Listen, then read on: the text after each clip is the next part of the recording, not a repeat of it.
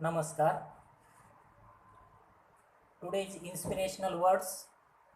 खाली नहीं जाती मेहनत रंग लाती है, लगन सच्ची हो तो मंजिल खुद चल के आती है.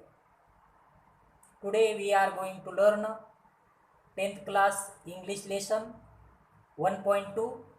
Its name is An Encounter of a Special Kind, which is written by Tapan Mukherjee. An encounter. What is the meaning of encounter? Encounter means short term fight. It can be happen in human, animals, birds, yeah, any living things. And encounter happens from a ancient period, yeah, Stone Age. In Stone Age, there is a encounter happen between two troops of the humans for hunting. म्हणजेच हे जे चकमक आहे, encounter म्हणजे चकमक एक प्रकारची किंवा भांडण, हे आश्मयुगापासून चालत आलेलं आहे. आश्मयुगामध्ये दोन माणसांच्या गटामध्ये शिकारीवरून भांडणं होत होते. तसंच एन्काउंटर हे माणसामध्ये होऊ शकतं भांडण, किंवा प्राण्यामध्ये होतं, पक्ष्यांमध्ये होत असतं. साधं सोपं उदाहरण जर सांगायचं झालं तर दोन कुत्र्यांमध्ये जे लागलेलं भांडण असतं, गल्लीमध्ये असेल किंवा आपल्या गावामध्ये कुत्रे भांडण करतात, एकमेकांच्या अंगावर जातात, चावा घेण्याचा प्रयत्न करतात, त्याला एन्काउंटर म्हणतात. आणि अशाच प्रकारचं एन्काउंटर विषयी माहिती या पाठामध्ये दिलेली आहे. पण हे जे एन्काउंटर आहे हे प्राण्यामधलं आहे. An encounter of special kind म्हणजेच एक अनोख्या प्रकारची चकमक किंवा एक हृदयद्रावक अशा प्रकारची घटना जी की लेखकाच्या समोर घडलेली होती, आणि त्याचंच वर्णन या पाठामध्ये लेखकाने केलेलं आहे. My father was an medical professional working for a private company in Raniganj in waste Bengal. My father means writer's father was a servant in medical private company. म्हणजेच लेखकाचे वडील जे होते त्यांना नोकरी होती एका खाजगी वैद्यकीय सेवा देणाऱ्या कंपनीमध्ये ते काम करत होते. And in Raniganj in waste Bengal. And where is the situated medical company? In Raniganj. Raniganj is a city name which is situated in West Bengal state. Here is the one question arise: what was the profession of the writer's father? Answer is medical professional working in a private company. This is the answer of what was the profession of the writer's father. The officers of the company were housed in individual bungalows inside a large campus.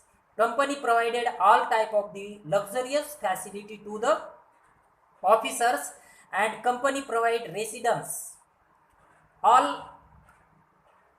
workers given a house by the company inside a large campus. There is a develop one large campus and given each and every officer's home by the company. Our house was in a corner of the campus. आणि आमचं जे घर होतं, कुणाचं? आमचं म्हणजे लेखकाचं जे घर होतं इन द कॅम्पस कॉर्नर. त्याच कॅम्पसमध्ये, कॅम्पस म्हणजे परिसर, त्याच परिसरामध्ये एका कोपऱ्याला लेखकाचं घर होतं. The officers club was adjacent. Officers club म्हणजे एक प्रकारचं सभागृह, ज्या ठिकाणी ऑफिसरच्या मीटिंग वगैरे काही महत्त्वाचे निर्णय घेण्यासाठी सर्वजण एकत्र जमत असतील अशा प्रकारची जागा. क्लब म्हणजे सभागृह. वॉज ॲडजस्टंट म्हणजे जवळच होतं. To the boundary wall of our garden. जी काही writer's house beside there is a garden. तिथं काय होता? बगीचा होता, आणि बगीच्याची जी बाउंड्री वॉल होती, सीमारेषा जी होती, भिंत जी होती, त्याला लागूनच काय होतं? हे ऑफिसर्स क्लब होतं त्या ठिकाणी. The compound was luxurious with a green grass, colorful flowers, and the host of tall and majestic trees. Here, writers describe the appearance of the campus. What type of the campus? Campus नेमका कशा प्रकारचा होता, नेमकं काय काय होतं याचं वर्णन या ठिकाणी लेखकाने केलेलं आहे.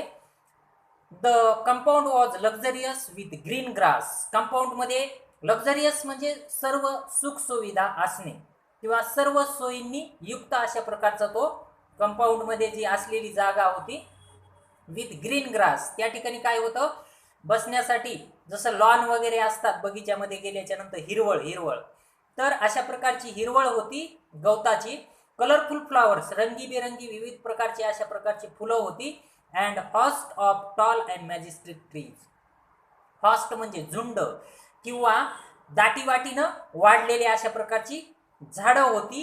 Of tall and majestic trees. Tall म्हणजे उंच आणि मॅजेस्टिक ट्रीज म्हणजे विशाल भव्य अशा प्रकारचे काय होते त्या ठिकाणी झाडं होती.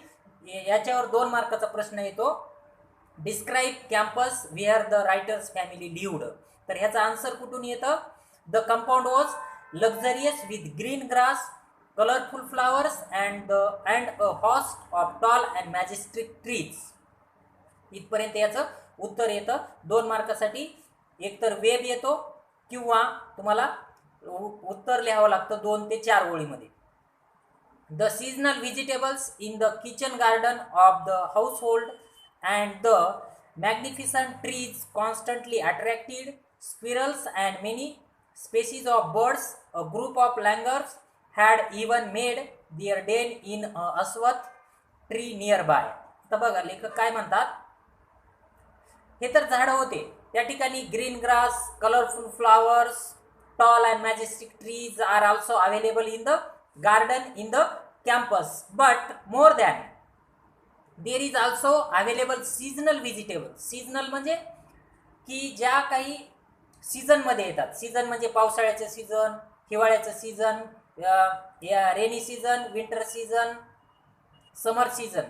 आपण ऋतू, वेगवेगळ्या ऋतूमध्ये येणारे जे काही व्हेजिटेबल्स भाज्या आहेत त्या भाज्या त्या ठिकाणी लावलेल्या होत्या in the kitchen garden of the household. Kitchen garden म्हणजे परसबाग. म्हणजे खेडे भागात गेला किंवा शहरामध्ये जर आपल्या घराच्या बाजूला जर जागा रिकामी असेल तर त्या ठिकाणी पालेभाज्या किंवा फळभाज्या वगैरे लावल्या जातात. त्याला किचन गार्डन असं म्हणतात. ऑफ द हाऊसहोल्ड, ज्या की घर उपयोगी येणारे असतील किंवा जी काय आपण भाजीपाला खातो तो घरच्या घरीच भेटावा यासाठी त्या ठिकाणी किचन गार्डन तयार केलेलं होतं.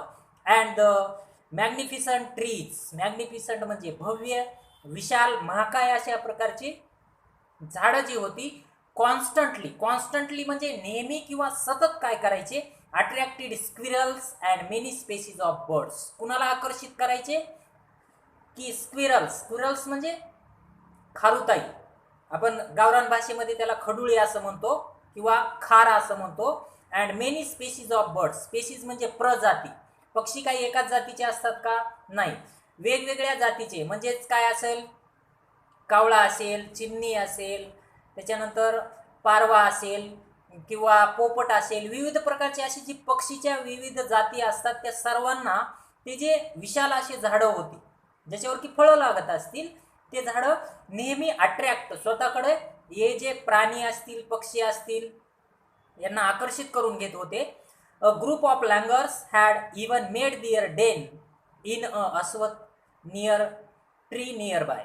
तिथंच काय होतं, अ ग्रुप ऑफ लँगर्स म्हणजे वानर, माकड नाही, वानराचं काय केलेलं होतं वानरांनी त्या ठिकाणी त्यांचा डेन म्हणजे हॅबिटेट, राहण्याचं ठिकाण किंवा वस्तीस्थान.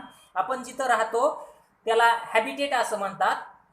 तर अशाच प्रकारे एक ग्रुप, एक गट कशाचा, वानराचा गटांनी काय केलेलं होतं त्या ठिकाणी जवळच एक अस्वथ म्हणजे पिंपळाचं झाड, पिंपळाच्या झाडावर त्यांचा मुक्काम ठोकलेला होता, जवळच होतं ते.